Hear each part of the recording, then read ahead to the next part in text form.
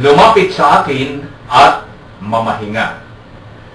Nang panahong iyo'y sinabi ni Jesus, "Pinasasalamatan kita, Ama, Panginoon ng langit at lupa, sapagkat inilihim mo ang mga bagay na ito sa marurunong at matatalino at inihayag sa mga may kaloobang tulad ng sabata."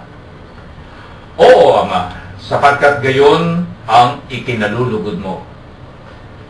Ibinigay sa akin ng aking Ama lahat ng bagay. Walang nakakakilala sa anak kundi ang Ama, at walang nakakakilala sa Ama kundi ang anak, at yawong marapatang pagpahayagan ng anak. Lumapit kayo sa akin, kayong lahat na napapagal at nabibigatan sa inyong pasanin, at kayo'y pagpapahingahin ko. Pasanin ninyo ang aking pamatok, at mag-aral kayo sa akin.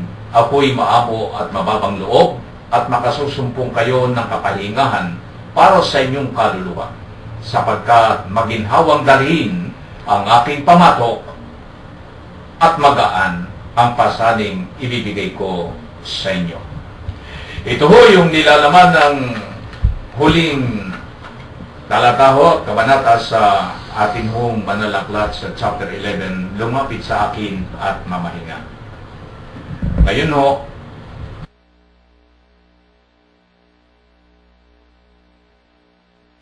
ho ay atin hong bibigyan na ho ngayon ng pakahulugan sa atin hong pang-araw-araw na buhay. Ito hong nilalaman hong ito ng atin na lumapit sa akin at mamahinga. Lumapit sa akin at mamahinga. Alam po ninyo nung mga panahong yon na sinasabi ito ng Panginoong Hesus sa mga tao na kanyang inaaralan, ay para ho bang ang mga tao ay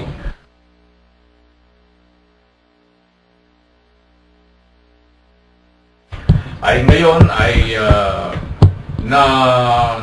dito ho'y pinasasalamatan kita, Ama, Panginoon ng langit at lupa, sapagkat inilihim mo ang mga bagay na ito sa marurunong at matatalino, at inihayag sa mga kalooban na tulad ng sabata. Ang sabi nga rito ay, oo, Ama, sapagkat gayon ang ikinalulugod mo. Ibinigay sa akin ng aking Ama ang lahat ng bagay. Walang nakakakilala sa anak kundi ang Ama, at walang nakakakilala sa Ama kundi ang anak, at yaong marapating pagpahayagan ng anak. Dito ho, Kuya Joe, Kuya Ben, sa lumapit sa akin at mamahinga, ang mga tao noong mga panahon yun na kasalukuyan nangangaral ang ating Panginoong Hesus, ay daman-daman niya kung ano ang kalagayan ng mga tao noong mga panahon yun. Dahil sa yung mga tao ay parang uhaw na uhaw sa mga salita ng Diyos. Ngayon sa panahong ito, Kuya Joe, ano po ba ang nakikita ninyo dito sa aking tinunghayan na ito? Mga kapatnubay, lumapit sa akin at mamahinga.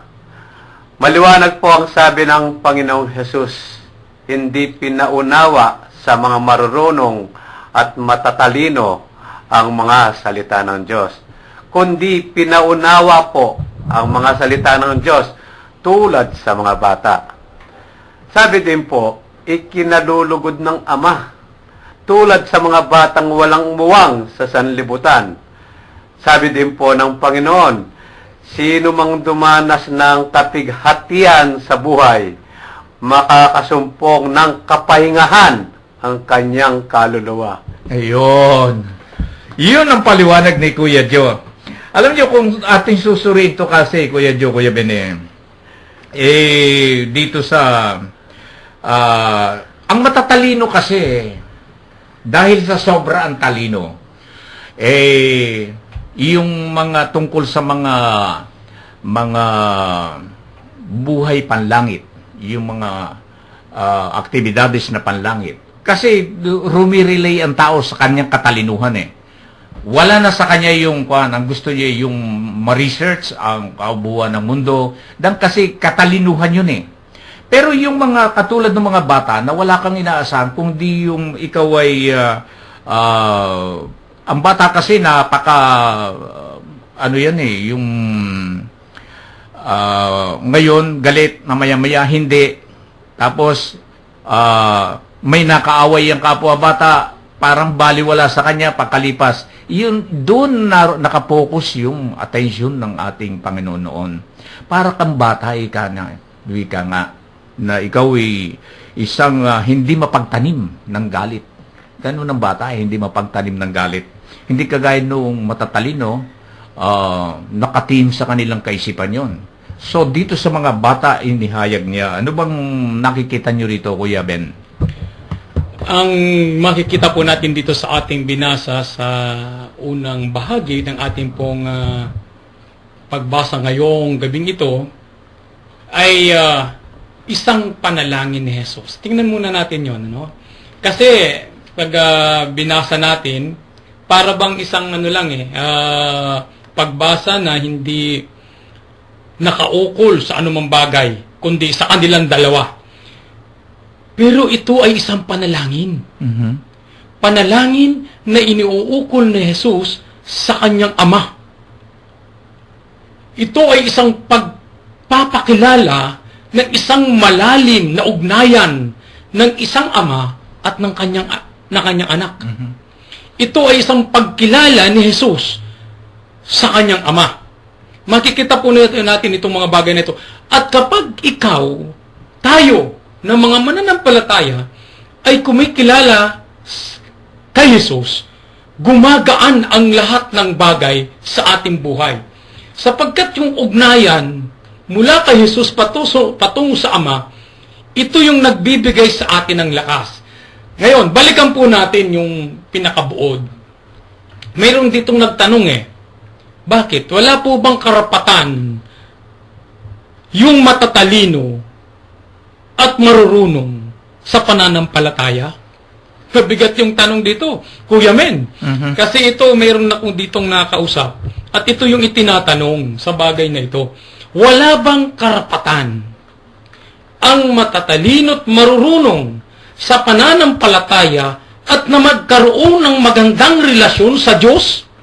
Ito ang mabig question mark Hindi ba niya ang talino at ang karunungan ay nanggaling sa Diyos? Bakit dito ay lumalabas na parang wala silang karapatan na malaman ang malalim na relasyon at pakikipag-ugnay sa Panginoon? Hindi po ganon ang mensahe na ipinakikita rito.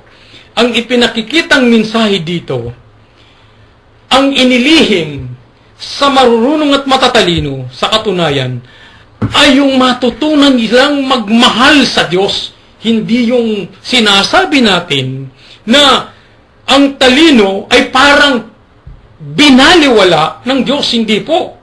Hindi kailanman. Sapagkat ang kaisipan natin ay hindi maaaring manggaling sa iba, kundi ito'y galing lahat sa Diyos.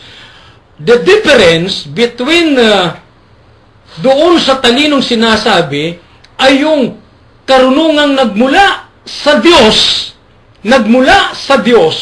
na kaya niyang ibahagi ng mula sa kanyang puso at pag-ibig.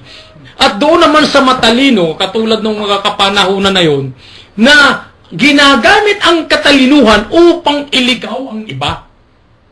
Marami kasi pong matatalino na sa halip na magturo ng katotohanan, na sa halip magturo ng pagmamahal, na sa halip na turuan ang sambayanan o isang tao ng pananampalatayang totoo sa Diyos, ang ginagawa ay taliwas sa katotohanan. Dahilan ang paggamit kasi ng pagkaminsan ng matatalino ay taliwas sa kaluguran ng Diyos, taliwas sa ninanais ng Diyos, taliwas sa ibig mangyari ni Jesus. Bakit po? Sapagkat yung talino, ang ginagawa nila, mapasunod yung lahat ng bagay sa ibig nilang mangyari at marating. Samantalang, kung ang isang bata, hindi nangangailangan na pasunurin ang ibang mga bagay-bagay at ang kanilang kapwa, kundi sila ang sumusunod kung ano ang nakikita at nangyayari.